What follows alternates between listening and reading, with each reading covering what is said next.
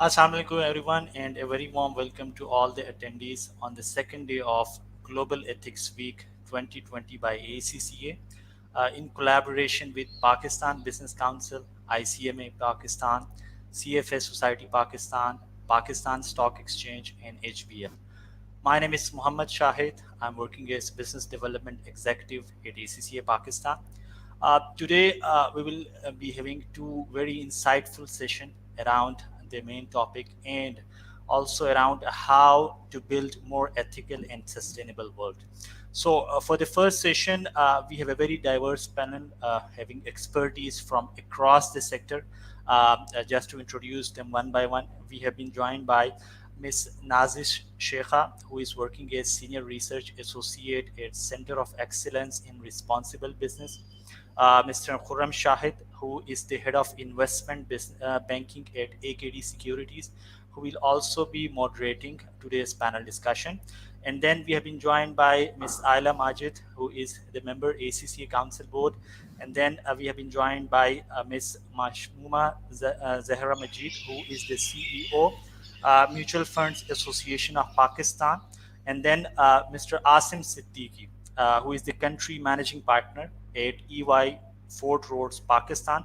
And last but not least, Mr. Syed Ali Nasir, who is the Chief Business Officer at Jazz. So before starting the panel discussion, I would like to request Ms. Nazish Sheikha to deliver the welcoming note for today's session. So Ms. Nazish Sheikha, over to you. Thank you, Shahid. Good afternoon, ladies and gentlemen. It is a pleasure to speak on behalf of the Pakistan Business Council on the theme of Global Ethics Day today. And I'm just going to give a little background about myself and then go into talking a little about ethics and in the workplace. I represent the Center of Excellence in Responsible Business, CERB, and basically CERB is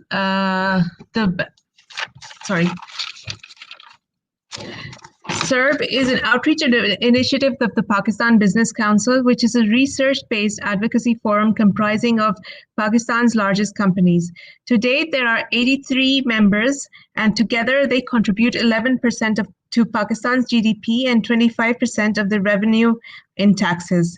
CERB's vision as part of Pakistan Business Council is linked to building capability and capacity to pursue sustainable value creation in the short term, medium term, and long term. And here, ethical practices are very important. And so it's a very strategic goal for us, and we've been working together with ACCA as our partner for a long time on this. And we've conducted some research related to what are the ethical practices in businesses today, and how is ethics as a value taken up and communicated within the organization. And whatever we've seen in our two-year collaboration with ACCA is that in businesses which have strong ethical practices, do have an ethical officer there. There's an audit going on ethics, and there's a lot of communication done related to ethics within the organization. So this is something that we have found that has become very important and has been spoken a lot about in research today. All over the world. In today's context, when we're looking at the pandemic, it's very important to see ethical practices as a backbone, because it's only the ethics in the organization which can take you past challenging times. And here again, research shows that game-changing organizations are values-based and principles-led. But what does that actually mean? What does it mean to the person who is working from home today, or has come back to the office in a different environment? It basically it's something that needs to be reminded of by him or to him by the organization themselves. So this is something which should uh, be taken up and forward by a lot of organizations today in Pakistan. And we've seen that ethics, if it's part of a culture, it can time and again, keep the organization together, reduce the risks facing it related to regulation or reputation, and it can help the organization go in the right direction, steering part in the right direction, as that organization will be thinking of both the society and environment. So this concept of sustainability and ESG also becomes a very important part of ethics.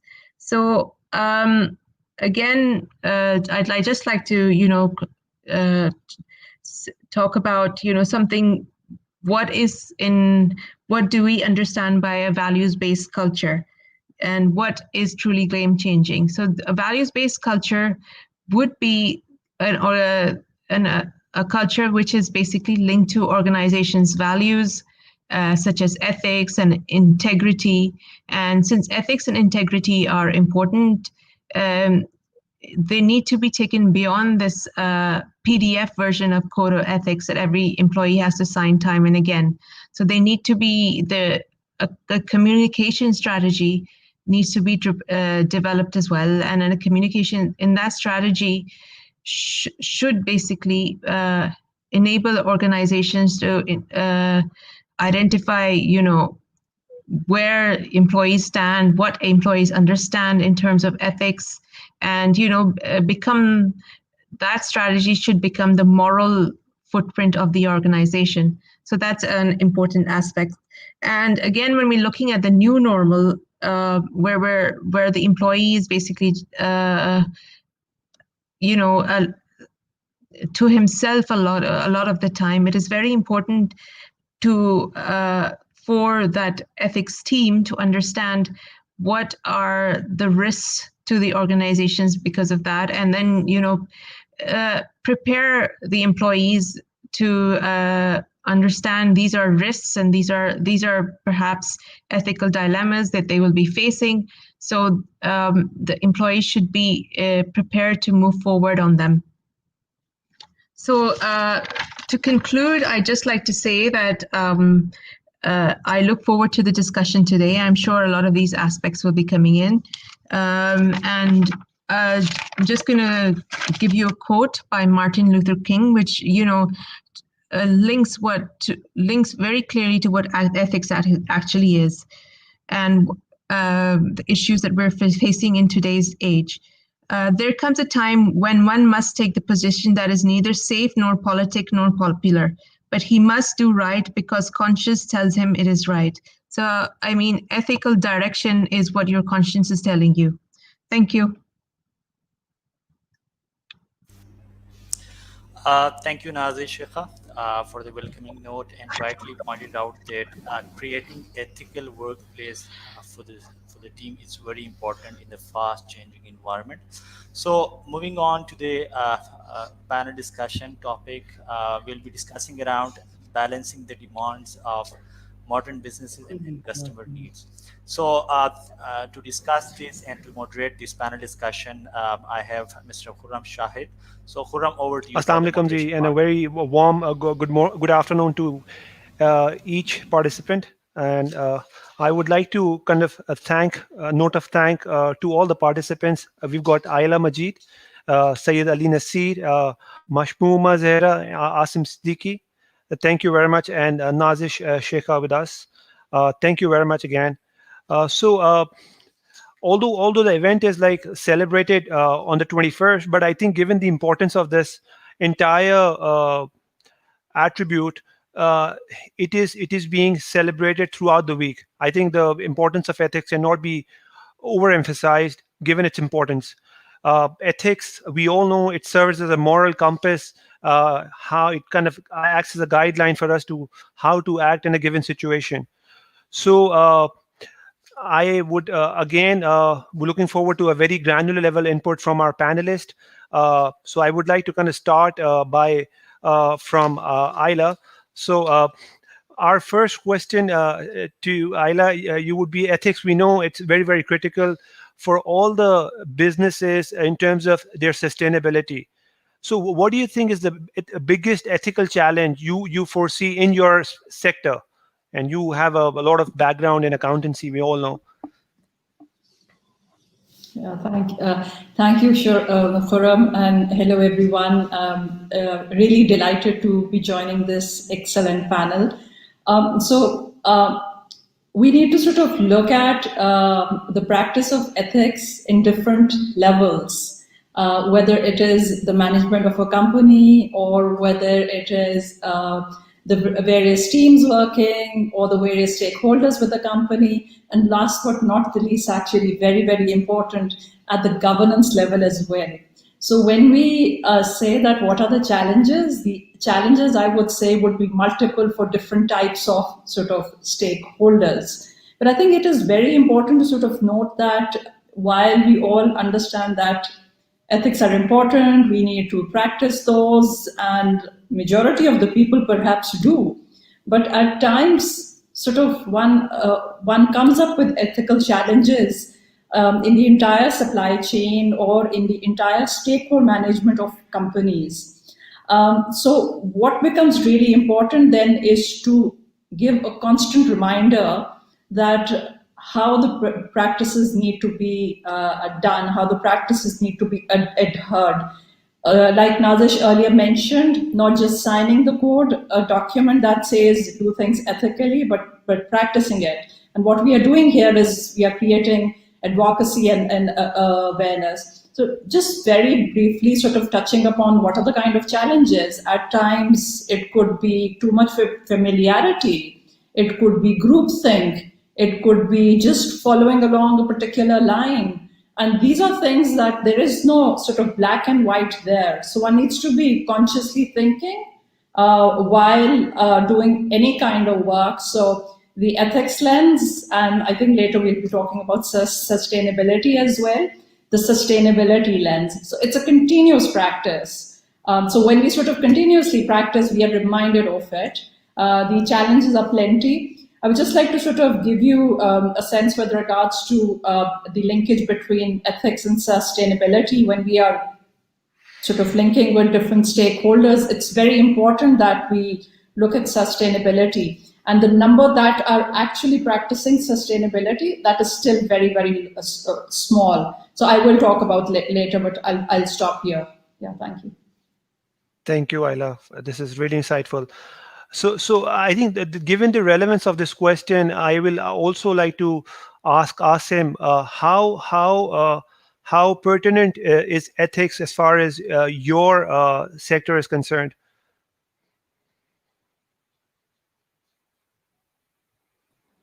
Sorry, let me just unmute. Well, our sector stands, on trust, on gaining people's trust. They rely on the certifications and the opinions that we provide as a service provider, as auditors, as tax advisors, as consultants, to make decisions on their investments, on the way they manage business. So for us, it becomes really the foundation on which everything stands. Integrity and doing the right thing is really the fundamental to the sector in which we operate as professional service providers. And of late, you would see that the expectations are increasing as digitization is increasing and as the size of organizations in which we operate increase.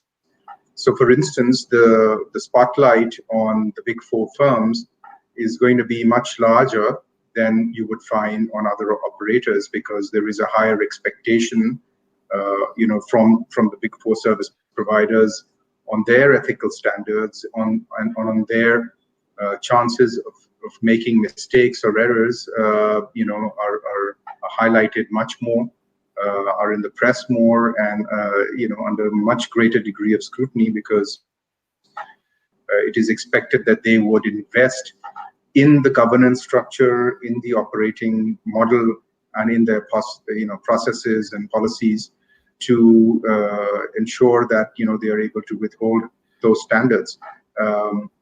one of the key things that keeps coming up is conflict of interest and confidentiality. You would find that accounting firms are always under spotlight with respect to the non-audit services, and there have been regulations that are coming in to separate out the audit business from the non-audit business, including separation of the profit pool in the UK, which has to be done by 2024. So the optics become as important in this present day and age as the substance. I mean, it's just not good enough having the substance and the rules and the regulations. It has to be seen much more than that to give people an even higher level of comfort that the ethical standards are being followed. So yeah, very relevant in our industry, and under greater spotlight, and with digitization, the expectations as well as the challenges are much higher now. Thank you, Asim. Thanks for such a comprehensive response. So I would also like to ask Mashmooma, because obviously she's like representing Mufap, and which is an aggregator of sorts. So how pertinent do you think this attribute is as far as your position is concerned and your organization is concerned? Well, ethics, Assalamu alaikum ji, thank you. I'm representing the mutual funds industry, and mutual funds is basically managing public money. So for us, ethics is very important. So there's some key areas which we're looking at. One of them is primarily selling the right product to the investor. And that's an area where we've just recently issued some guidelines as well, which are called, incidentally, ethical selling guidelines. Because selling the right product to the investor and managing commissions, there's a very fine, thin line in this area.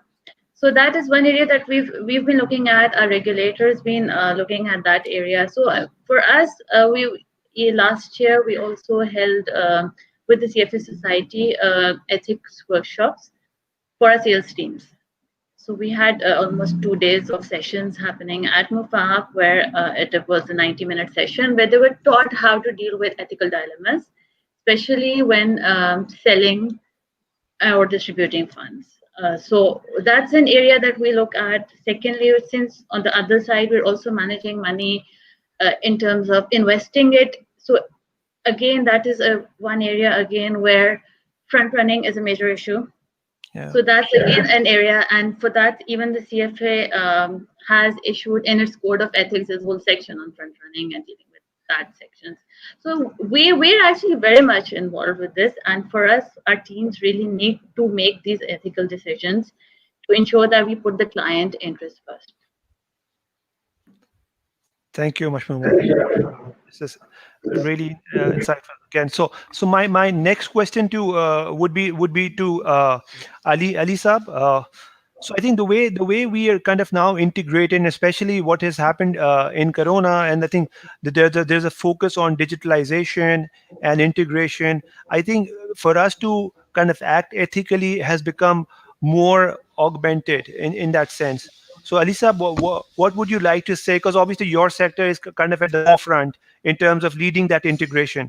So how do you kind of see acting ethically, how critical it is in terms of sustainability of the business? Yeah.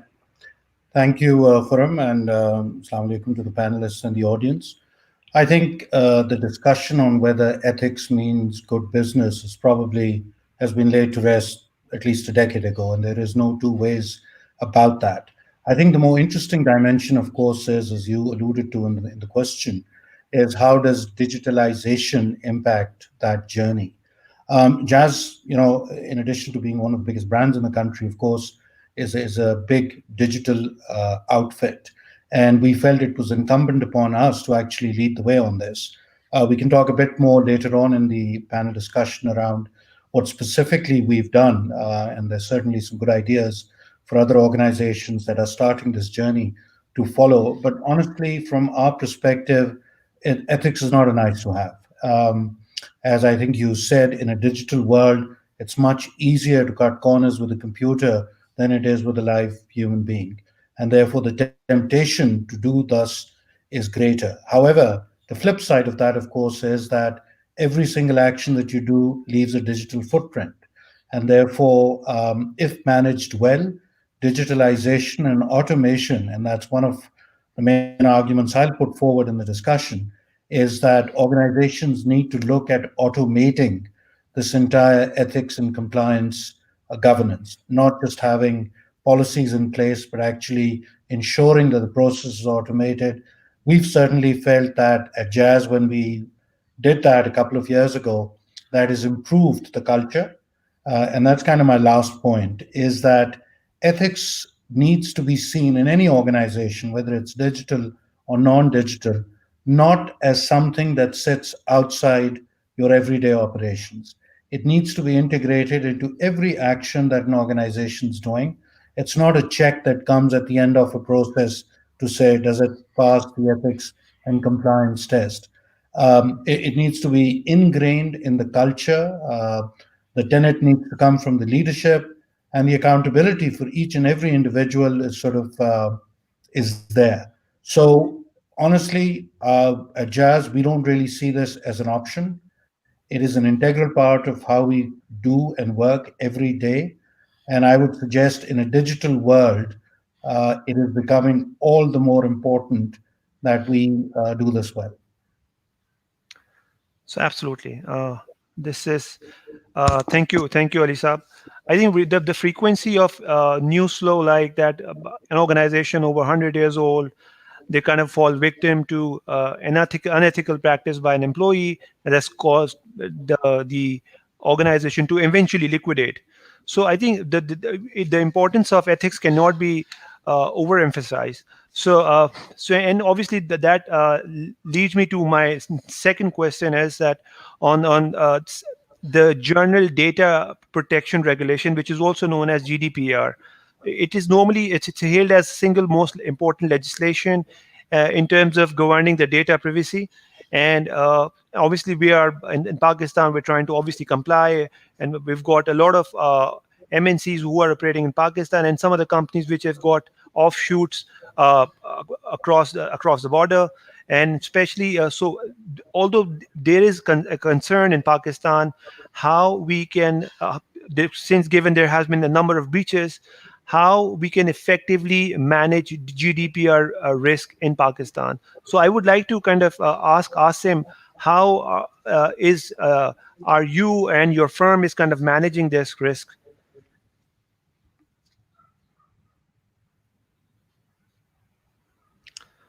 I think you're on mute, I believe. Yes. Sorry. Thank you. Yeah, it's much better. The nature of our work involves actually carrying out information analysis and presenting that analysis or opinion or assessment to our clients. There is limited access we have to client information and records, and the way we operate is that we've got as far as our services are concerned, we've got global tools which are secured, and therefore all the data resides in secure environment, and there is a process in place where the material and data is actually scrubbed at the end of completion of the work before anything is actually moved on to the final platform where it resides and is stored. So the cloud-based system enables you to actually put in place reasonably effective controls, which are then managed centrally through a global organization. And given that we are not in possession of individual information, and particularly relating to European customers, etc. So there is very limited exposure or that as an organization we have to face. I think with telcos and banks and investment companies where there is client data residing, that kind of risks significantly sort of is increased. Great. Thanks, Asim. Thanks. Ali, I think this is a question which is, I think, more relevant to you, given the kind of data which flows through your network. So how do you kind of ensure the privacy of data?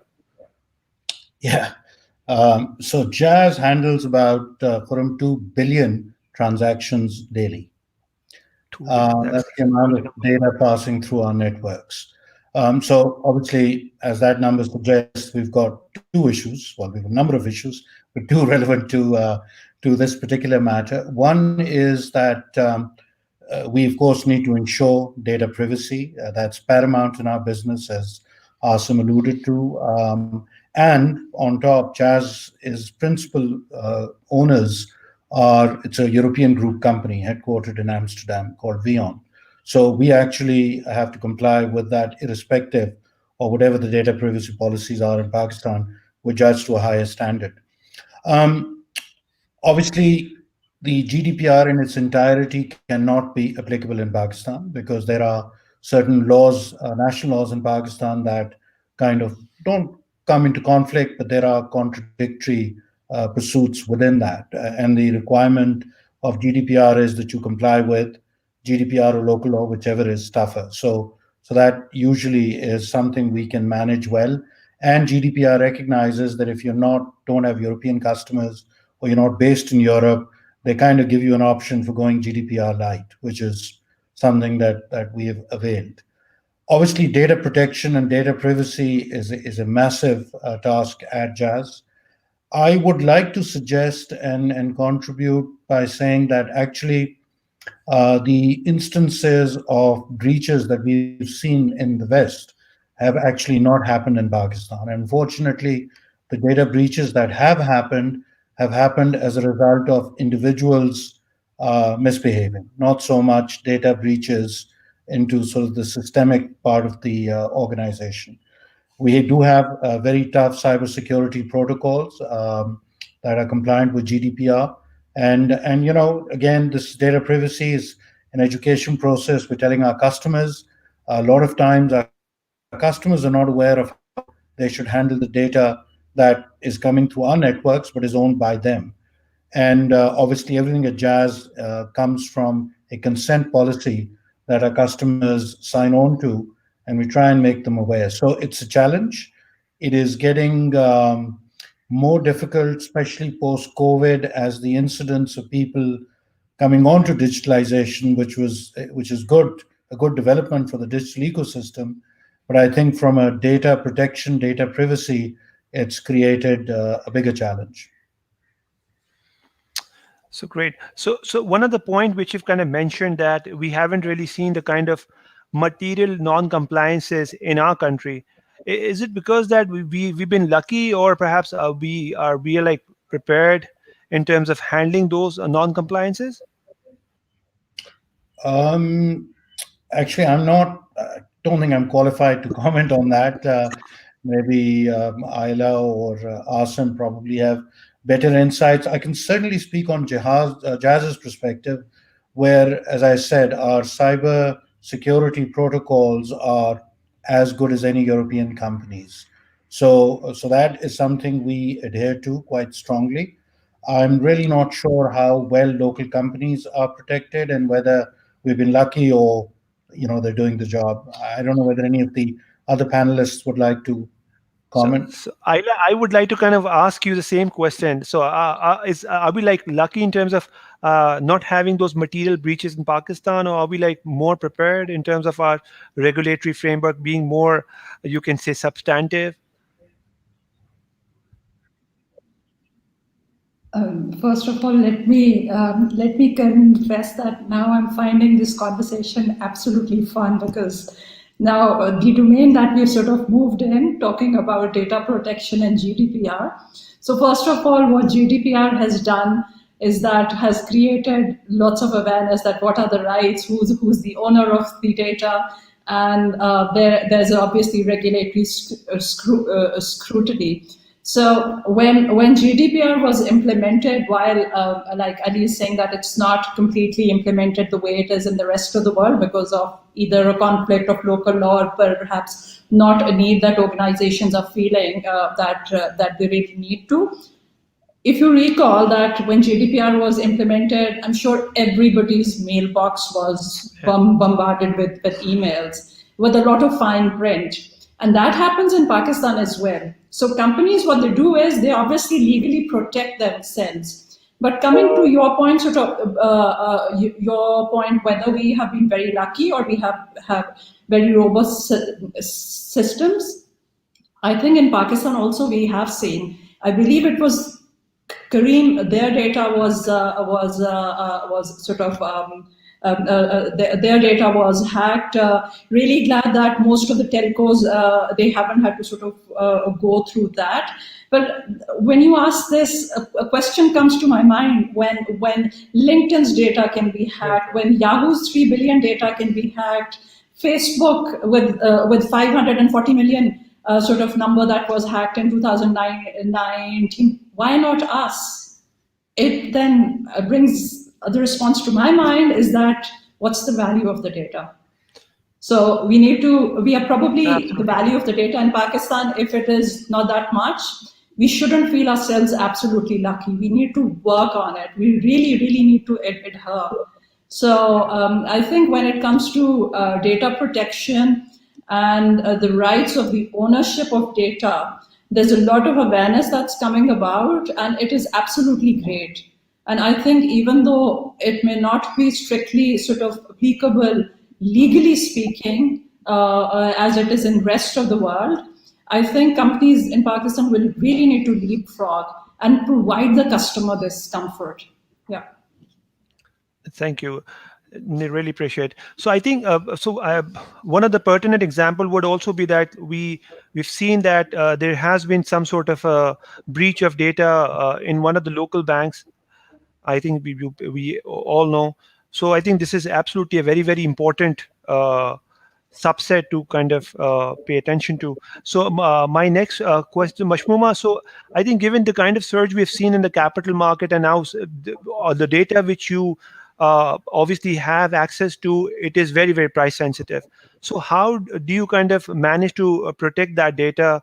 Is there like somewhat a layering process, or what is the kind of arrangement your organization has? Well, directly, Mufab itself, we have access to information which is public of nature. So we have the NAVs, we have the returns and the pricings.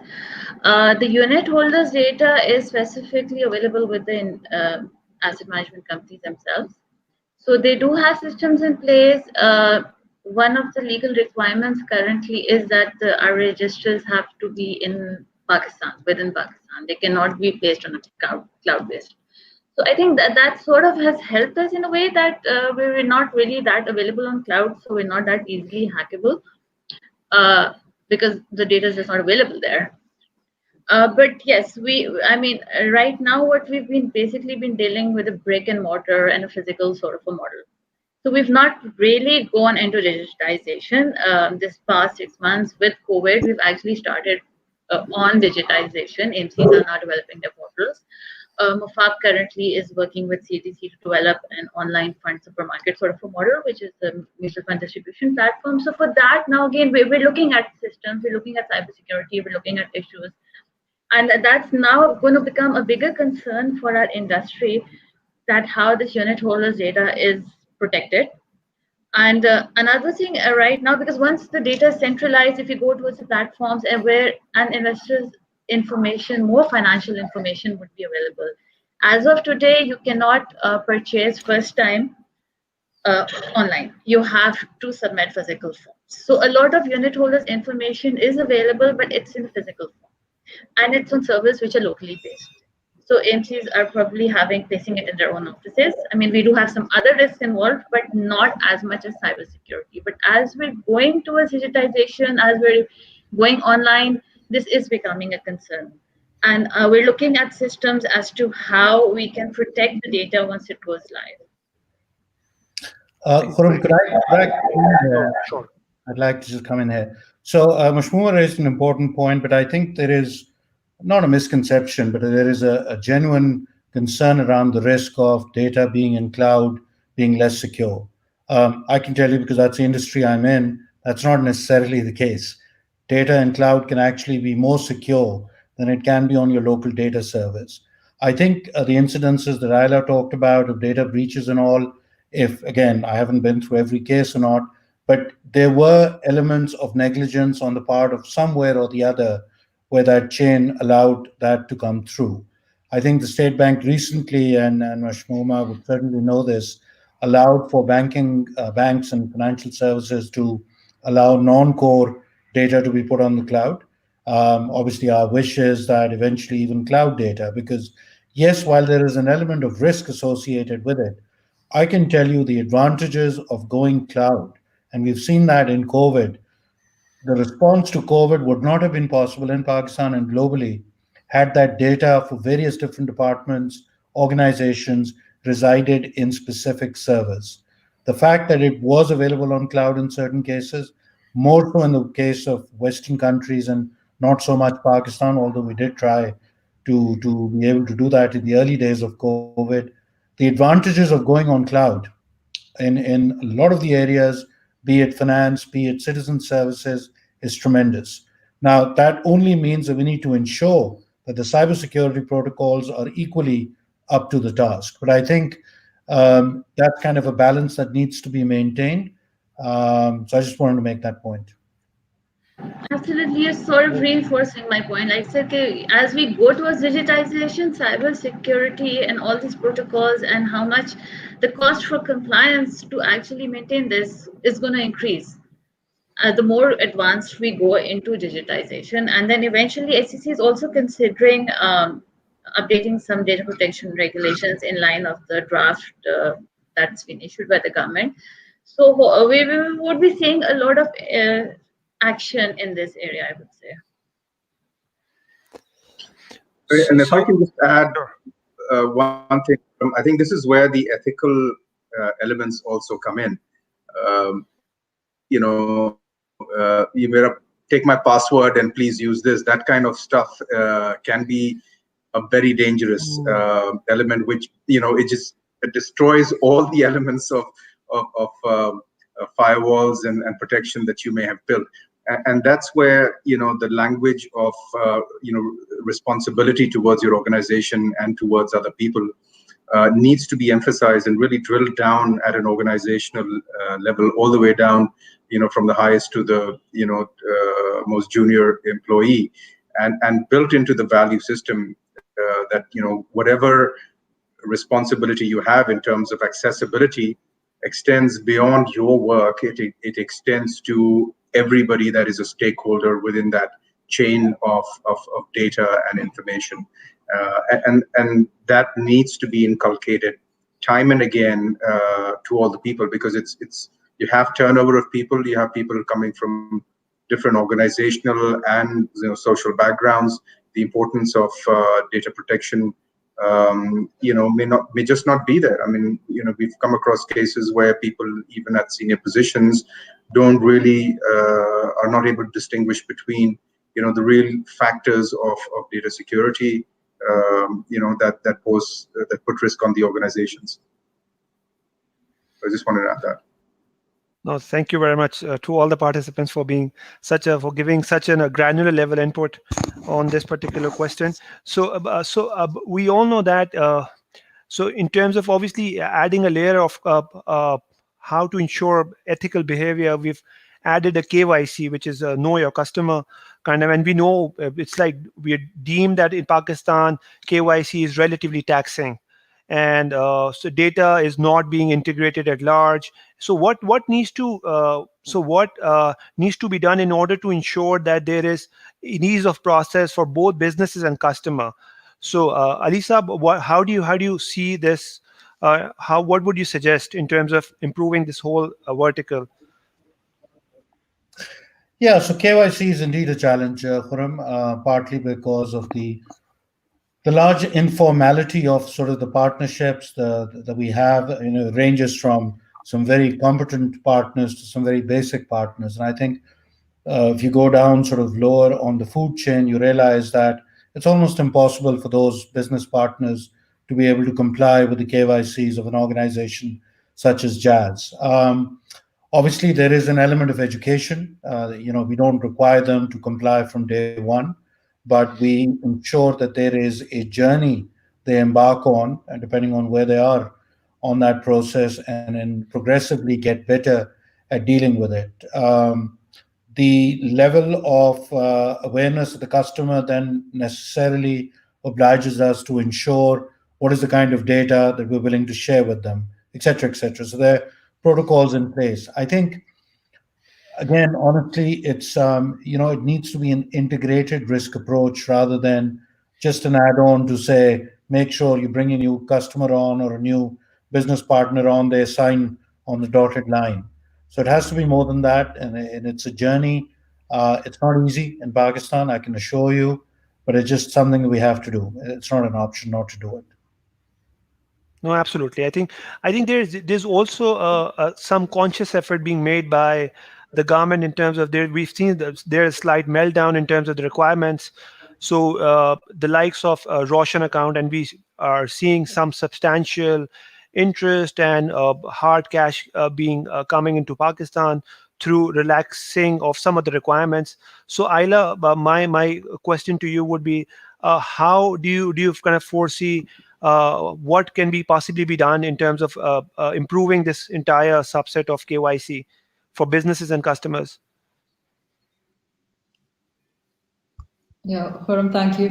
Param, I think first of all, the first step is always creating awareness and making people comfortable with sort of this practice, whether it is compliance of any law. Now, data protection law or say KYC law, that sort of would come after, say, the basic compliance with regards to whether one is paying their taxes, one is following the law, one is not sort of breaking any kind of law, whether it is a corporate law, whether it is like any other law of the country.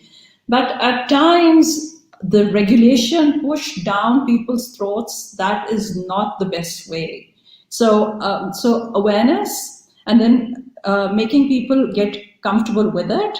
So obviously, these things are extremely important. So what can the government or any regulator can do? Simplify the process. So people will pay their taxes. People will not break the law if they know things clearly in black and white. Likewise, in terms of compliance as well, by putting in, say, 3 or different layers of doing KYC, now in the public practice as well, and Asim would agree with me that there are so many additional sort of requirements that have come about. It should not only be ticking the boxes, and it should not only be sort of just ensuring that if a certain form is filled, the responsibility is gone. That shouldn't be the case. So, and that's the way it is done with just filling the paper approach, but it is perhaps not always yielding the best, most practical results. So I think making the processes very, very simple, and sort of then aligning across different subsets the same kind of narrative, and then also providing some kind of incentive that if you're documenting, then you get a certain kind of incentive, whether it is paying your tax, whether it is giving your correct information, or anything to that regard. So making it simple, making compliance sort of much easier for people, and also coupled with a benefit. At the end of the day, human beings will do these things if they see that there is really an inherent benefit. But by burdening with excessive regulations, at times people will flout these regulations. They will not completely comply with those. So I would say that making the process very simple and do away with 10 million laws that deal with the same thing. I think one of the important things which you've kind of highlighted is the alignment element. I think going to a bank and availing multiple facilities require me to kind of resubmit the same set of information over and over again. So instead of bank integrating to level 1 kind of integration, which can easily do away with some level of documentation. So anyways, I think point. Can I just come in very briefly here? When the global banks were fined, like the likes of Standard Chartered, and one of our local banks was also fined. So when the global banks were fined, So what our local banks also started to do was like this set of papers they would give to the customers and say, sign everything, whether it applies to or not. And having a legal background, I've often sort of questioned them that no, you cannot do that. This is not applicable. But they want to get the responsibility off their heads. So I don't think that's the best approach. I think the regulatory push is kind of overriding the applicability part of it. So I think that is what I'm kind of hearing. So Asim, the same question, obviously, I would want to ask you, how can we possibly help improve this KYC vertical? I know you are in the best of positions because obviously being representing an accounting firm, you ensure compliance. So how can you possibly what advice would you kind of want to give in terms of improving the processes for businesses and customers? We recently, as a firm ourselves, with the FATF regulations coming through across all sectors, the accounting sector is also been regulated under it now.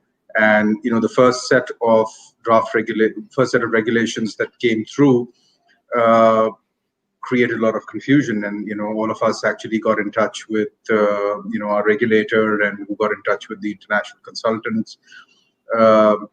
Because it's a standard template that is taken from some global organization or from another sector and applied to another sector. Because generally we do things at the last minute, and we have to do it because there's a gun pointed to our heads, and that causes a problem because you're trying to fit in a square peg in a round hole. There are non-relevant matters that are being brought in. There are things that are subject to interpretations. So there's lack of clarity. So I think the first thing that's really required is a thorough process of discussion and taking time to make sure that appropriate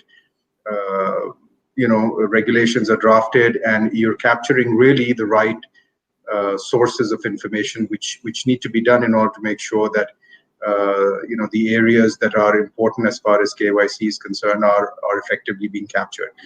And of course, it's important to know your customer because, and generally, as service providers, one would want to know what is the kind of service that is being provided and what is that service being used for. And therefore, it's important to know what the customer and the customer's background is and where they're getting their source of income or what the transactions in which they're involved entail. I think the regulations have suddenly come in and gone to the next level where there is a much higher level of expectation. And my concern is whether, all of that data is readily accessible or not. And I think that becomes important. I think the banks have been working on this for some time. The State Bank has been very active. The SCB has been working on it for a couple of years now. But this is really spreading through other organizations as well. And, it increases the risk of operations for most of the entities that have to ensure that they have carried out effective due diligence on their customer. And having access to that information is a challenge, particularly in a country like Pakistan, where a lot of the data, even with the SCP or with NADRA or wherever other sources are concerned, may not be accessible to everybody. So that remains a challenge, and I think whereas sectors, particularly financial services, maybe have ahead on the curve, the others that are getting linked to it are finding it a challenge. I mean, I know that brokerage firms have, and even I think mutual funds have a lot more of due diligence to do as far as their customers are concerned, and that can restrict the sphere of business, but that puts us all as an economy, I think, in a better position in due course. Perfect. Thanks, Asim. So, Mashmooma, I would really appreciate if you can shed light. How does this vertical kind of applies to you in terms of KYC, and what kind of improvement suggestion would you want to give to kind of improve this area? Well, KYC absolutely is one of the biggest issues that we have for the past 1 year. We've been dealing with these issues. The main issue is, again, we've had the history, like the new set of regulations that came in 2018. It's easier to implement them going forward.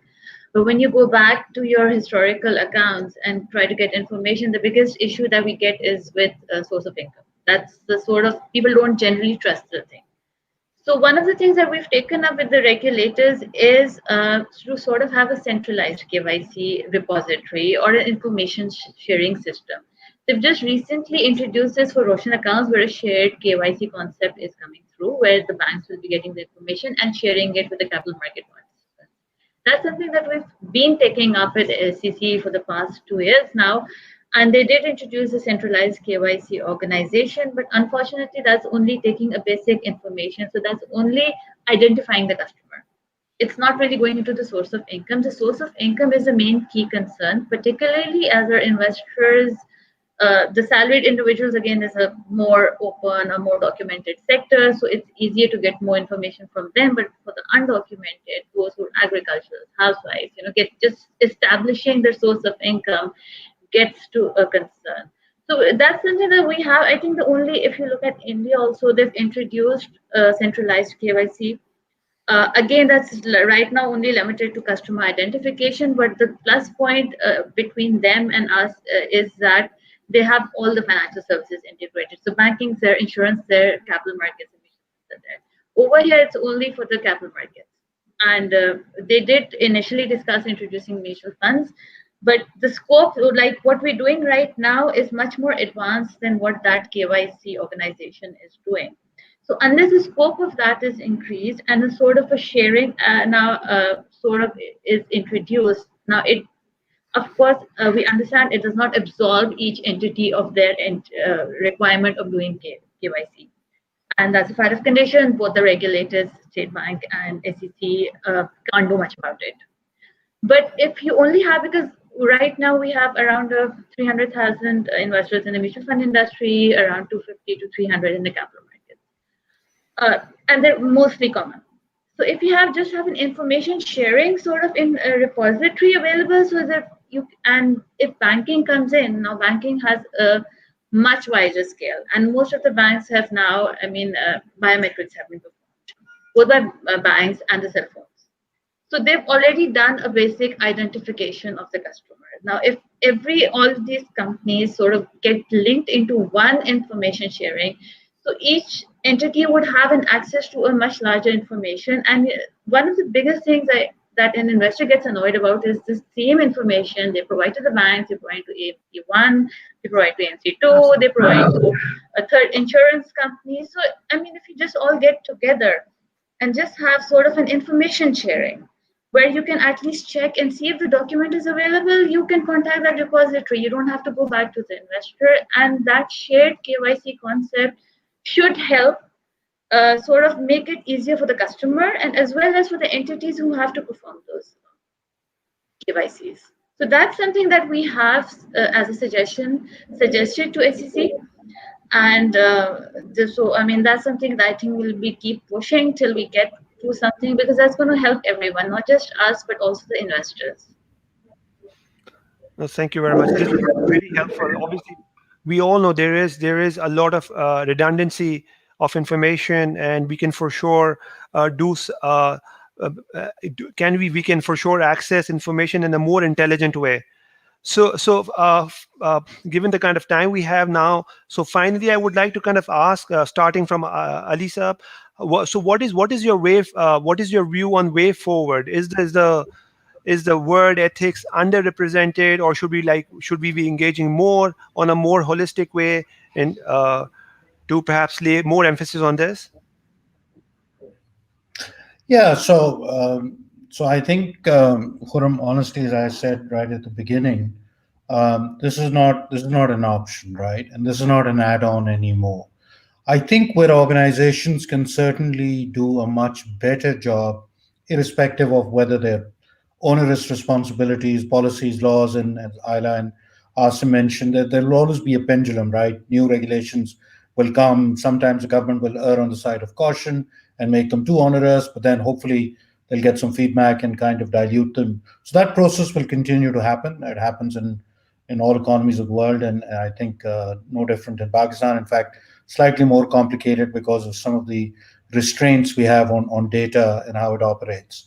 But honestly, organizations, and my advice to anyone embarking on this journey is that they must, and I think Ayla made that point, is that the sort of the journey of ethics and compliance needs to be very it needs to be an act of commission, not something that happens.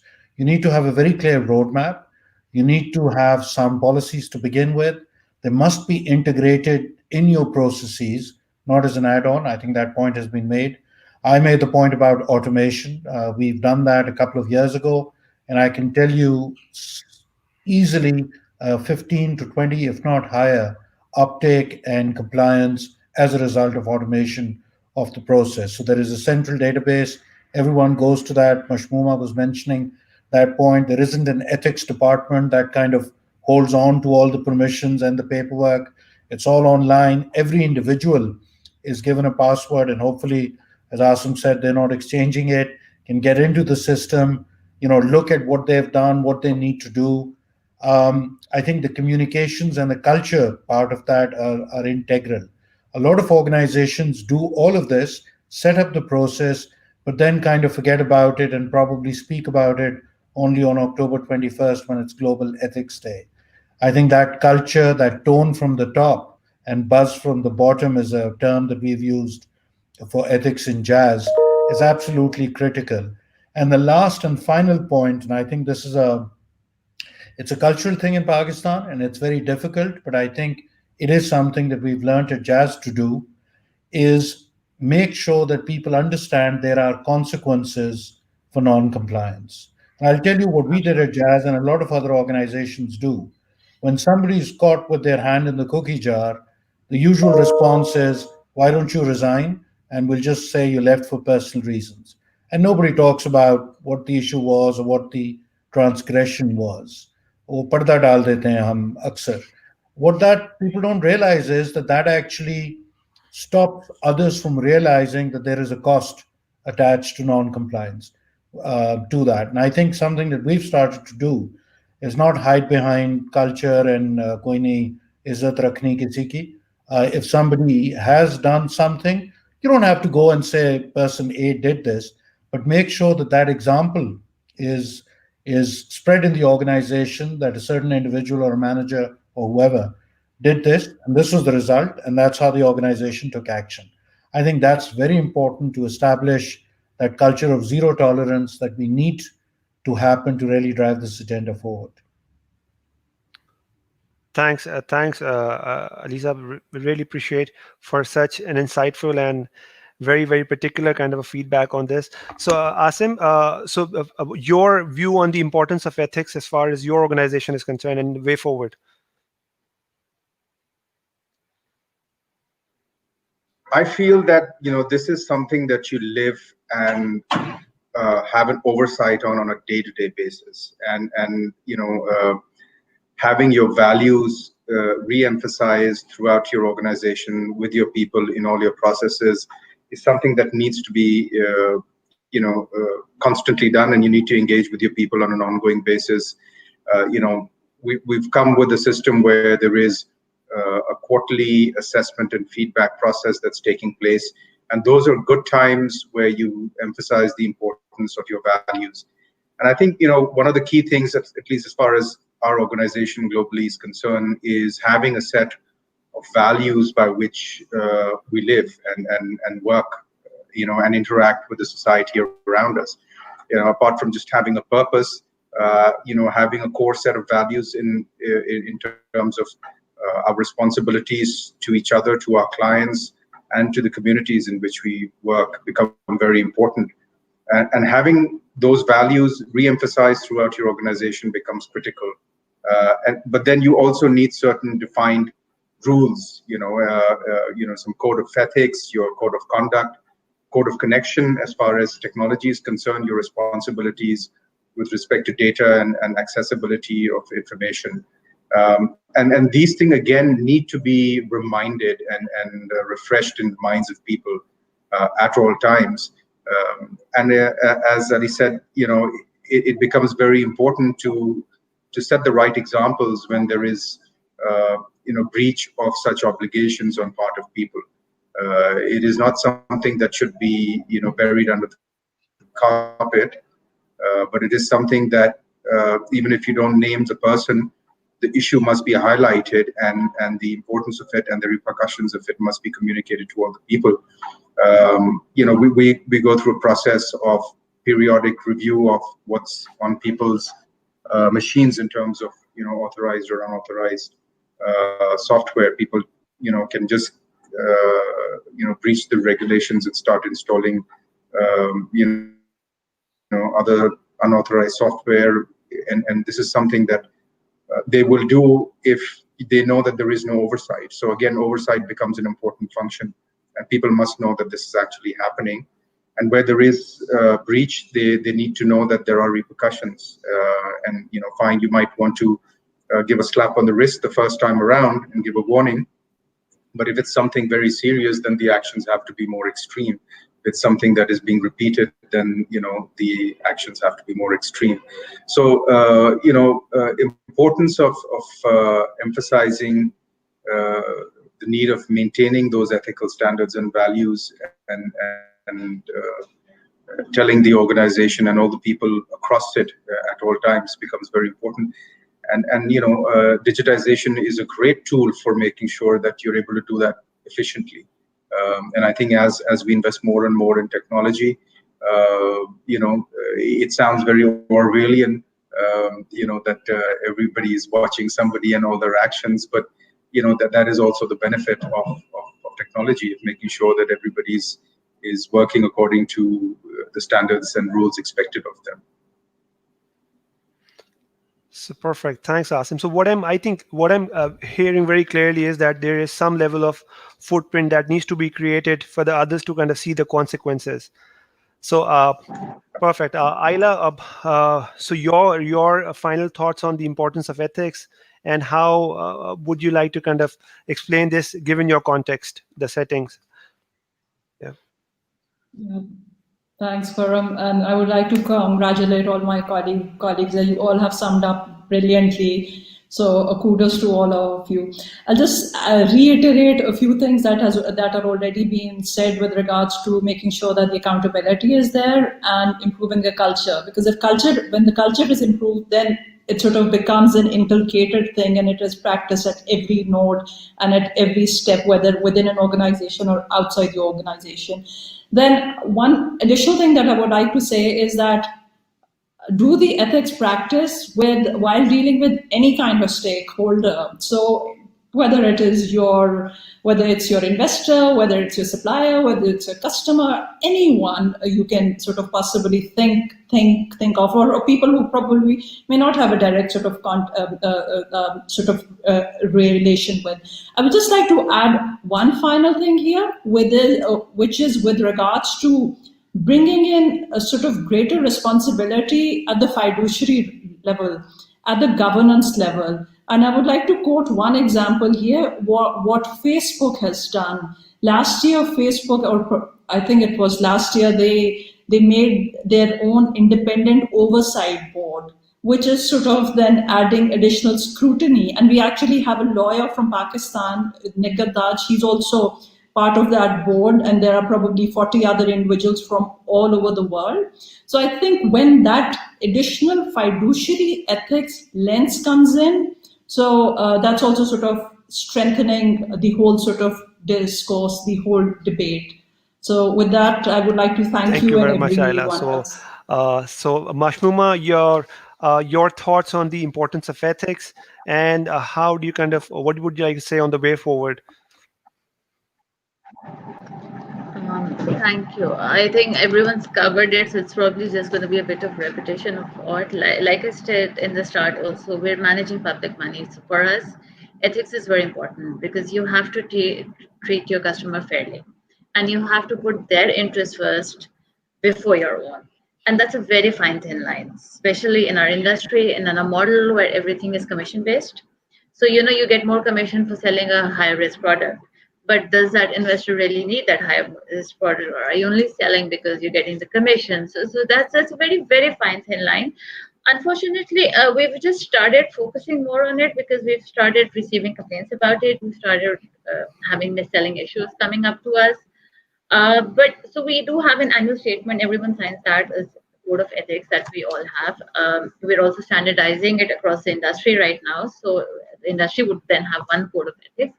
But that's just there. It's not something that should be there once in a year. You sign off, you give it to your HR, it goes into your file, and that's about it.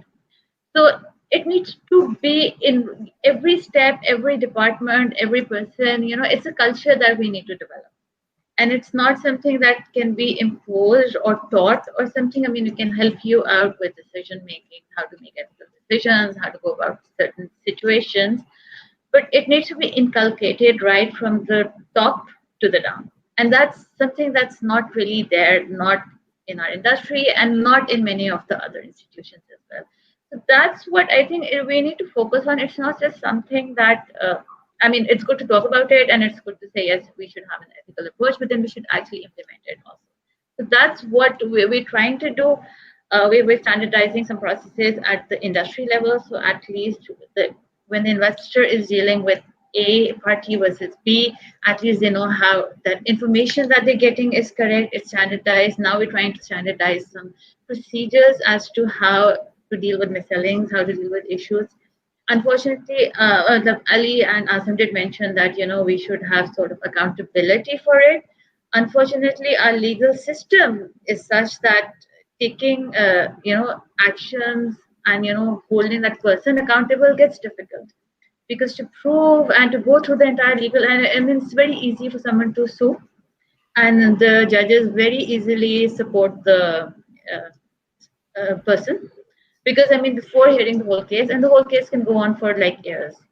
So it's difficult to hold that person accountable. But I think I did like the suggestion that at least promote that issue that happened, breach, and how to deal with that. So that's something we can take. Again, we do need some legal system laws also in requirement that can actually help employers deal with such non-compliances and unethical decisions that their teams do take. Perfect. So I think on this particular note, I would like to kind of converge each of the participants' thoughts. So I think that the it has to flow from the top. The tone has to be set from the top leadership, and I think an enabling environment has to be created to kind of adopt it. So this is what I'm kind of hearing, I believe.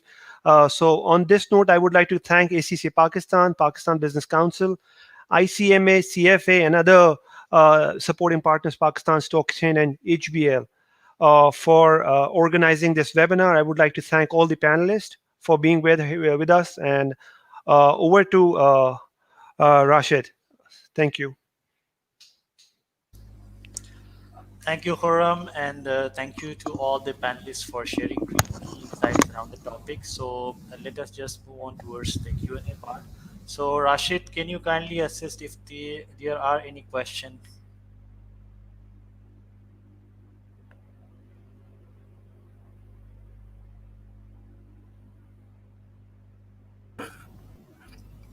Yes, Shahid, we have a few questions. We have a question from Muhammad Anas Khan, but I think the panelists were able to cover the answer quite comprehensively. So he was saying, thank you so much, ACCA, for organizing such a wonderful and insightful session. If we talk about data privacy companies, hospitals, shops, online retailers, and even government organizations collect and tabulate personal data of their consumers without adequate provisions for information security. And I think because of this, our data is used inappropriately. How decentralization will play a role in this sort of problem where our data is not secured. So there are two layers to this question. One, right from the beginning, why do companies tend to take information that in some cases they don't even need? And then how you actually make sure the data remains intact. Ji Nasir Saab, would you like to comment on that? Yeah, so I think again, as I said earlier, unfortunately, there is a lackadaisical attitude towards data in Pakistan. People who work in certain organizations think it's their right that when they leave that organization, they tend to take that data with them and then either sell it or use it in their next job. And that clearly is not allowed under the law. I think the awareness is not there. And even organizations that are exporting that talent don't make it a point when that individual or employee is leaving to ensure that that data has been protected or assigning some sort of liability.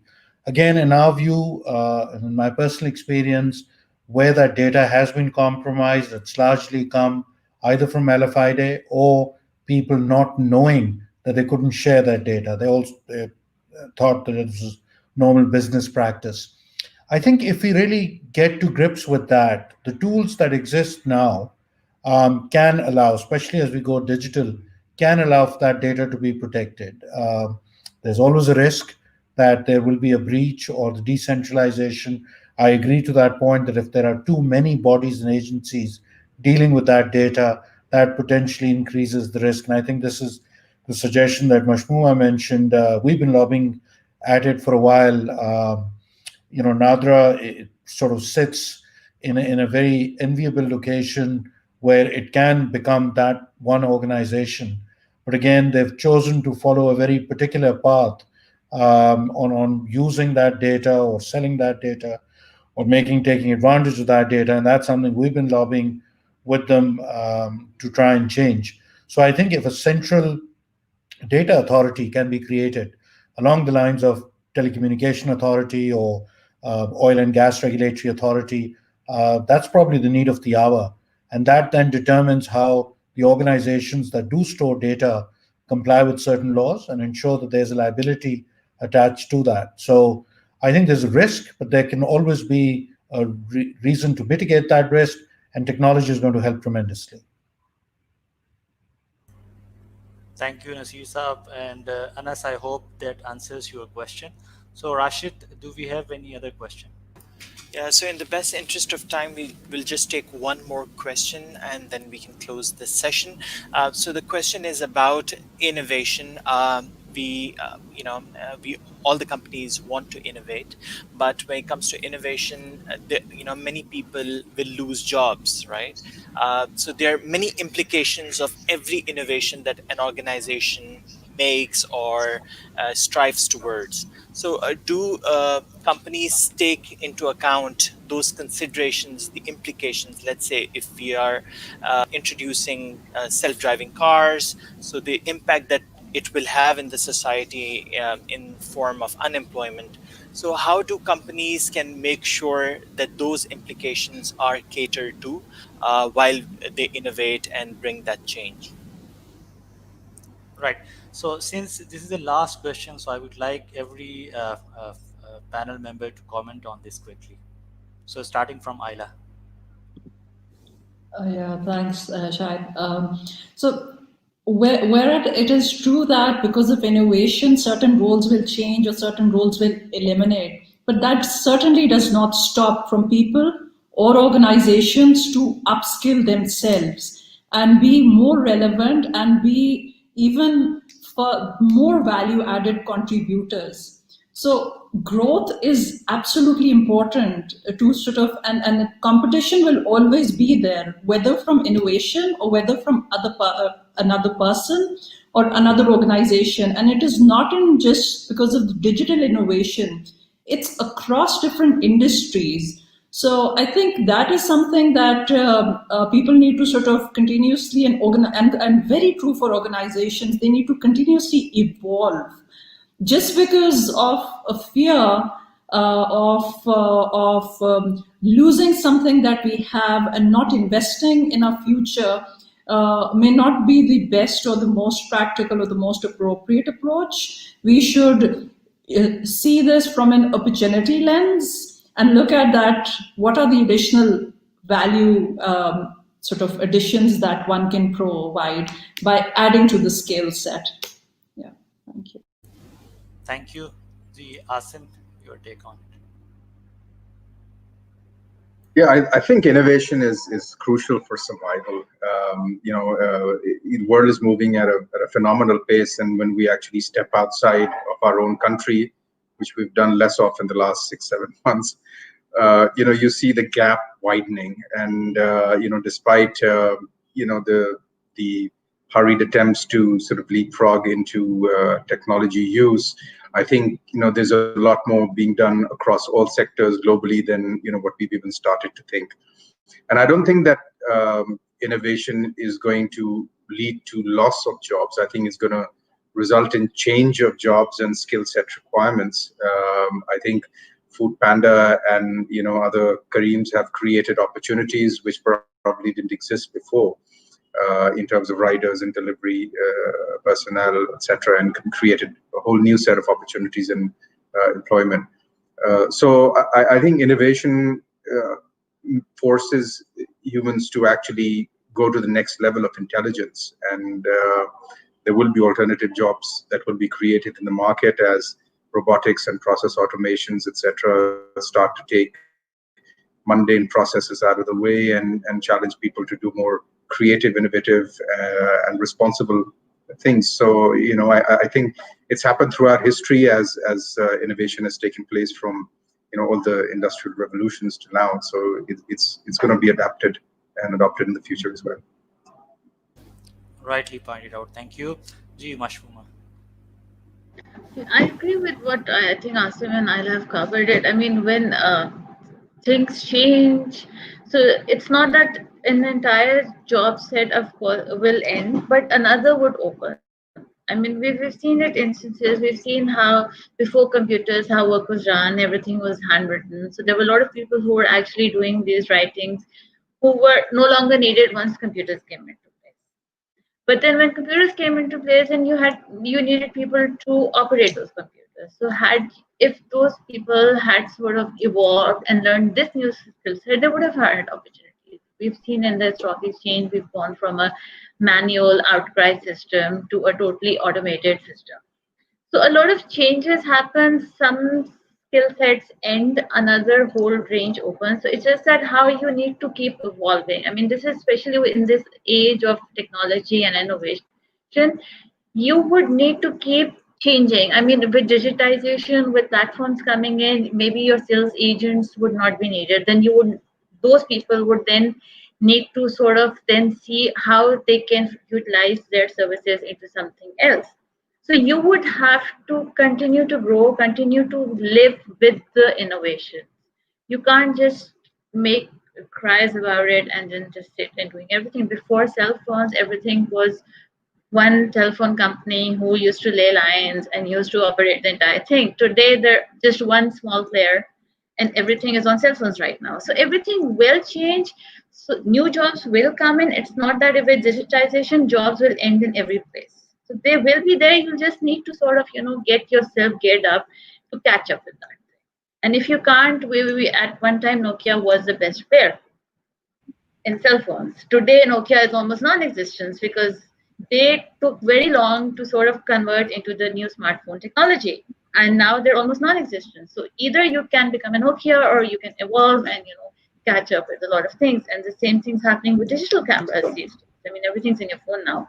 So these camera companies again need to evolve and need to bring themselves at par to be able to compete with it. So I mean, you will have to sort of work hard. I think this is the time and age where we would need to continuously try to innovate and update yourself. Right. Thank you, Ji Nasir Saab. Gee, again, in agreement with my fellow panelists, I think just maybe reiterate a different dimension to this. Pakistan, 64% of the population, I believe, there or thereabouts, are under the age of 30. Even if we were as efficient as the government of Singapore, we're not going to be able to create the jobs to fulfill the needs of this demographic bulge. Honestly, and we work a lot with incubators, with startups, National Incubation Center, Islamabad, Jazz Accelerate, where we've graduated 180 startups. And something I learned from them, and I'd like to share with our audience panelists, I think this paradigm about jobs is interesting in Pakistan, and it's not our fault. Our education system, our professional training systems gears everyone to look for a job once they've completed their education or their professional training. I think that mindset has to change. And the change is that you should not be looking to apply for a job, you should be looking to create jobs. That's what we need more of in Pakistan. We need our young, very smart, very, very driven people to not think about applying for a job when they finish their educational professional experiences. They need to apply their intelligence and brains and smarts to see how they can create jobs. That's going to be really the only solution in Pakistan. Honestly, otherwise, applying for jobs is only going to get tougher. Thank you, sir. And to all the attendees who are watching us live on Facebook, we are lined up for another exciting session shortly. So I would like to request every one of you to stay connected, and shortly we'll be live again. And to all the panelists, thank you so much for taking out time, and also to our moderator, Mr. Khurram Shahid, for effectively driving this panel session. And we definitely look forward to see you in another exciting session in future. So till then, Khuda Hafiz. Thank you. Khuda Hafiz.